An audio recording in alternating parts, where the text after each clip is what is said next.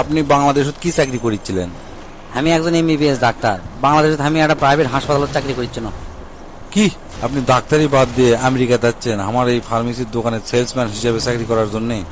হ্যাঁ, দেশের যে কামাই করছি না ওই কামাই তো হয় না, আমেরিকা যাচ্ছি ডবল টাকা কামাই করার জন্য। আচ্ছা ঠিক আছে, মনোযোগ দিয়ে কাম করেন। আমাকে কিন্তু খালি ওষুধ লয়, আর মেলা কোম্পানি আছে, প্রায় 10-12টা কোম্পানি আছে। আপনি এই 10-12টার মধ্যে যে কোনো প্রোডাক্ট বেচতে পারেন, কোনো সমস্যা নাই। আপনি সেটা চিন্তা করা লাগবে না স্যার, আমি সেই মনোযোগ দিয়ে কাম করবো।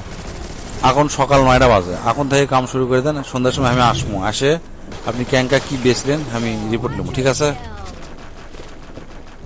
কি খবর রহিম সাহেব, কয়জনের কাছে মাল বেচছেন? স্যার একজনের কাছে। কি মাত্র একজনের কাছে মাল বেচছেন? এটি আরো মেলা সেলসম্যান আছে, প্রত্যেকজন 20-30 জনের কাছে বেচে, আর আপনি মাত্র একজনের কাছে বেচছেন? এগুলা কাম করলে হবি কোন? তা কয় টাকার বেচছেন আপনি? $92,95,600। কি হচ্ছে কয় টাকা আরেকবার কোন তো? স্যার $92,95,600। শুনে তো আমার কানের খোল সব লড়ে উঠলো। তা ভাই এত টাকার কি বেচছেন আপনি? প্রথমে ওই কাস্টমার কাছে আমি ছোট একটা বড়শি বেচছি মাছ ধরার, তারপর কোনো কি একটা বড় আর একটা মাঝারি দুটা বেচছি, তারপর বড় ফিশিং রড আর কয়টা ওই গিয়ার গিয়ার আছে না মাছ ধরার, ওই গিয়ার বেচছি। তারপর আমি তাকে জিজ্ঞেস করলো আপনি কুটি মাছ ধরবেন? তুমি করছে যে সমুদ্রের কাছাকাছি, সমুদ্রের তীরত আমি মাছ ধরবো। তখন আমি কোনো আপনি তো তাহলে নৌকা দরকার, তাহলে আমাকে নৌকা ফ্যাক্টরিতে নিয়ে গেছি, নিয়ে যা ওর কাছে একটা নৌকা বেচছি। তারপর আমি কোনো এই যে আপনি নৌকাটা কিনলেন, এই নৌকা আপনি বাড়ি নিয়ে যাবেন ক্যাঙ্গা করে, নিয়ে আসবেন ক্যাঙ্গা করে। আপনি তো এই নৌকা নিয়ে যাওয়ার জন্য, নিয়ে আসার জন্য একটা ট্রাক কেনা লাগবে। তো এই লোক করছে হ্যাঁ তাই তো। তা আমাকে ট্রাক ফ্যাক্টরি নিয়ে গেছি, নিয়ে যাওয়ার কাছে একটা ট্রাক বেচছি। ট্রাক বেচার পরে আমি কোনো যে আপনি মাছ ধরতে হয়তো যদি রাত হয় তাহলে থাকবেন কুটি, আপনি তো তাবু কিনা লাগবে। তো হচ্ছে হ্যাঁ তাই তো। তো আমাকে তাবু ফ্যাক্টরি নিয়ে তাবু বেচছি।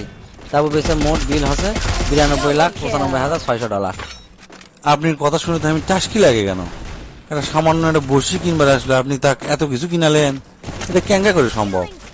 না স্যার, আমি তো বসি কিনবার আসেনি, ওর খুব মাথা ব্যথা করছে, প্যারাসিটামল কিনবার আসছিল। আমি তাকে বুঝানো যে ঠান্ডা মাথায় বসিদের সমুদ্র মাছ ধরলে আস্তে আস্তে মাথা ব্যথা ভালো হয়ে যায়, তারপরে এই কাহিনী। ভাই সত্যি করে কোন তো, আপনি কি সত্যি বাংলাদেশের ডাক্তার আসলেন না অন্য কাম করেছিলেন? এটা ক্যাঙ্গা করে সম্ভব ভাই? এত টাকার মাল একদিনে বেঁচে ফেলে দিচ্ছেন। এল্লা কি কথা করছেন স্যার, আমি সত্যি ডাক্তার আসলো, আর এই কাম আর ওই কাম তো একই স্যার।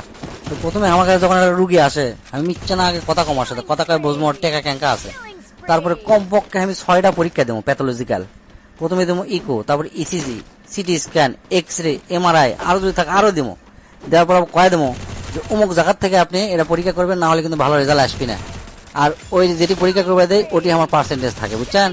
পরীক্ষা করলে আসার পর হয় কি আমি বলে রিপোর্ট আর দেখি আর না দেখি কর্ম কি 14টা ওষুধ আমি লিখে দেবো। প্রথম 20টা না হলে উল্টা 20টা তো লিখে দেবো। তার মধ্যে 2টা ওষুধ কামের আর 12টা ওষুধ ভুয়া, ভিটামিন এই সেই পাউডার মিশানা এল্লা মিশাই।